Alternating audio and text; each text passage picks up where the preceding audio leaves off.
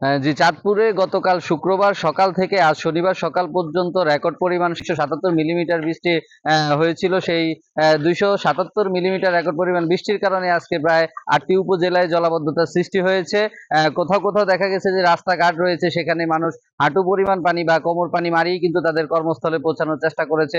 এবং আমরা দেখতে পেয়েছি যে মেন সড়কগুলো রয়েছে, কোথাও কোথাও যে সড়কের উপর দিয়ে পানি গড়িয়ে যাচ্ছে এবং মানুষের যে ফসলের জমি, আবাদি জমি রয়েছে, মানুষের ঘরবাড়ি, রাস্তাঘাট, সেগুলো কিন্তু আমরা দেখেছি জলাবদ্ধতার সৃষ্টি হয়েছে। কিছুদিন পূর্বে আসলে চাঁদপুরের যে 4টি উপজেলায় ভয়াবহ জলাবদ্ধতার সৃষ্টি হয়েছিল, ফরিদগঞ্জ, হাজীগঞ্জ, শাহরাস্তি এবং আপনার হাইমচর সহ 4টি উপজেলায়, সেখানে আসলে জলাবদ্ধতার যে ভয়াবহতা ছিল তা কাটতে না কাটতেই কিন্তু গতকালকে বৃষ্টিতে পুনরায় আবারও জলাবদ্ধতার সৃষ্টি হয়েছে। এই ছিল আমার কাছে সর্বশেষ খবর।